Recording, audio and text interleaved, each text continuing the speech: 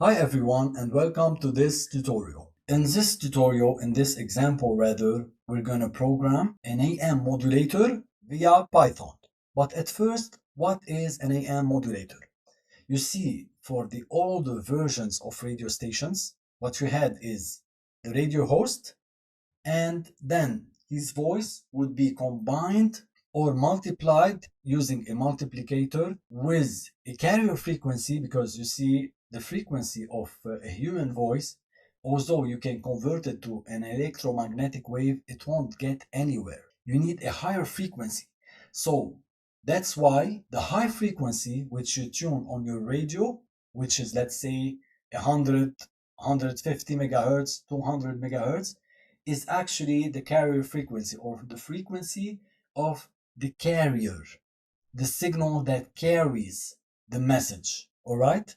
So what we're doing is combining the message of the radio host to or with the signal of the carrier, the high frequency of the carrier, and both of them, once they are combined, the message would be modulated or hidden or carried via the high frequency. To give you an idea what I'm talking about, let's go to the next slide. So you have a low frequency message, which is the voice of the radio host or the voice of the music, whatever you're transmitting.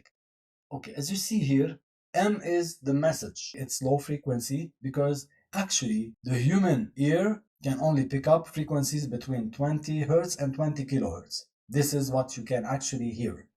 And actually the radio won't use all of them. Okay, AM radio is a low quality radio mainly designed for the messages, for hosting programs not related to music or high quality listening. So it would have a range lower than 20 hertz to 20 kilohertz. However, it won't match the pitch or the frequency of the carrier. The carrier has much higher frequency, as you can notice here, because the frequency is the number of oscillations per second. So here you can see that for each pulse here you have 100 or 500. It is much higher frequency because the number of pulses per second or ondulations per second is much higher, so it's a much higher frequency, which is, by the way, the inverse of the period. So what we do is that we combine both of them using a multiplicator, and what you get is this. The message signal is hidden within the carrier frequency. So the carrier frequency has changed its amplitude to match how the message is going up and down. Okay? So the message has become hidden within the envelope of the carrier frequency. Of course, at the other end, how you can restore this original message here, you need like a demodulator that will detect the envelope in order to restore the original message. So the equation for that, although we won't need it in Python, but it is interesting to see how it works. So the message is M equal AM cosinus omega mt. Omega is the pulsation, which is 2 pi f, 2 pi frequency, okay? And t is the timeline, of course. And the carrier's equation is AC, which is the amplitude of the carrier multiplied by cosine omega c t. Omega c is 2 pi fc. Fc is the frequency of the carrier. Here, 2 pi fm. Fm is the frequency of the message, okay? So 2 pi fc times t. Now, when you multiply them together, you get this signal. ACAM divided by 2, cosine omega c plus omega mt plus cosine omega c minus omega mt. All right? Now, how did we get this equation?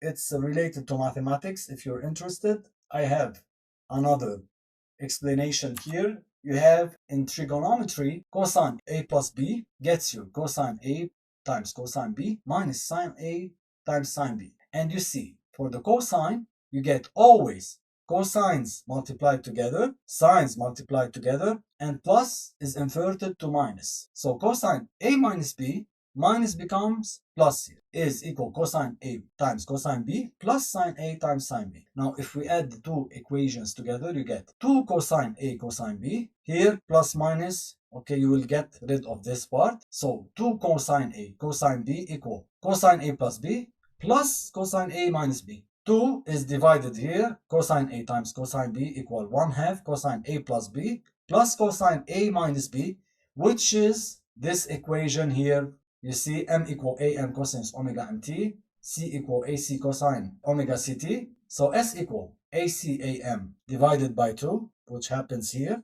Cosine A plus B, A is omega C, T plus B, B is omega MT. Okay, so they have a common factor, which is T.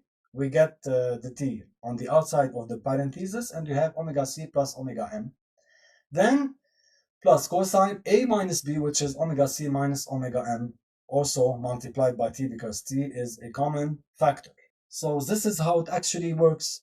By the way, another thing to note, the signal of the radio host, which is a low frequency, why we cannot send it via an antenna? Because it is low frequency. It cannot reach far distances. Plus, you have a concept in telecommunications that the antenna size should be lambda over 2, meaning you have the wavelengths. By the way, when you have a lower frequency, you have a higher period and a longer wavelength. If we go back here, you see this is a longer wavelength for low frequency.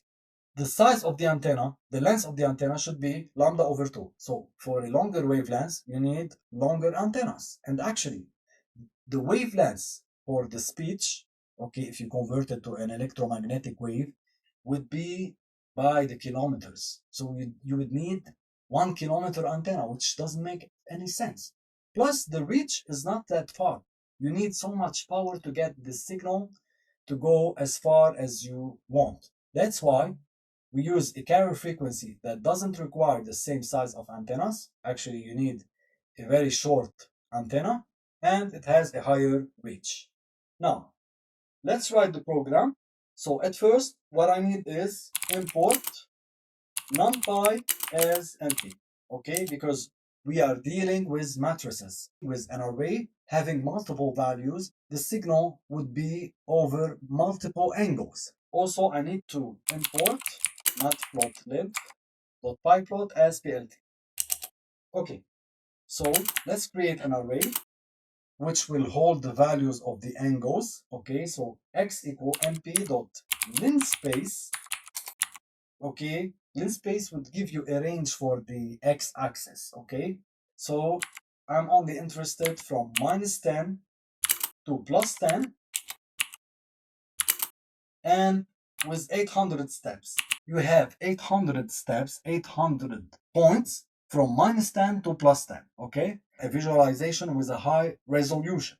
For the message, m equal np dot cosine x. For the carrier, c equal np dot cosine.